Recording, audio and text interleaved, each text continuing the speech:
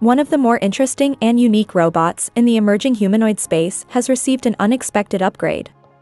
Shanghai's Fourier Intelligence has just launched the GR-2, and it's taller, heavier, smarter, more dexterous, and much stronger than the GR-1. It also looks a lot more finished than the first models we saw in July last year, which had a weirdly skeletal and spindly look to them, in total contrast to the meaty 300 Nm of hip actuators that made the GR-1 one of the heaviest lifting androids on the market, capable of hoisting nearly its own 55 kilograms weight. Not lifting with its hands, mind you, it didn't have any, but with a pair of purple plastic grab rails at its pelvic area.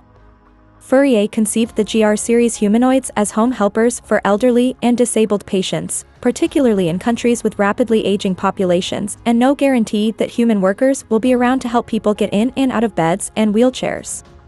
If the purple grab handles have a slight medical or rehab look to them, that's why. The new GR-2 has a similar set of grab rails, but its biggest motors can now put out up to 380 Nm of torque, so while Fourier hasn't announced its lifting capacity, it's bound to be a step up from the GR-1. The GR-2 is also taller than many competing humanoids. It'll look a lot of adults in the eye at 5 feet 9 inches tall, with most of its innards now encased in sleek-looking plastic bodywork, and it weighs 63 kilograms.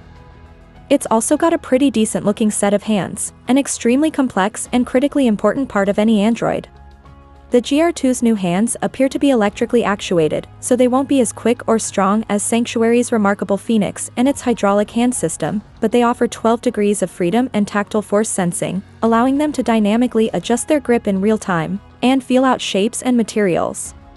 Each hand can carry a maximum of just 3 kilograms, so it's certainly not designed to be a box jockey or factory mule like the Figure, Tesla, and Agility humanoids, at least, in its current form.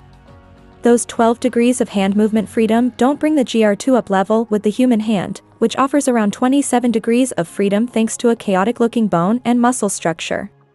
The GR-2 is still far from a consumer product, although Fourier has been manufacturing the GR-1 in decent bulk to send out to development partners. These are very much learning platforms for commercial and academic robotics development programs. As such, it's designed to work with common and open-source robotics development software tools, including ROS, Majoko, and NVIDIA's Isaac Lab. Its onboard AI systems are designed to learn by watching or doing. The arms and hands can be controlled via VR telepresence, direct commands, or by literally grabbing and moving its appendages to show it what to do in a technique called lead-through programming.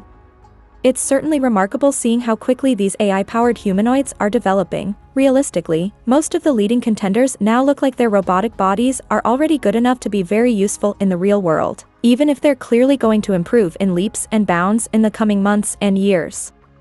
The hard part remains the same: training these embodied AIs to interact with the world around them in ways that are useful, effective, and above all safe, particularly if these things are going into vulnerable people's homes tasked with helping them get around.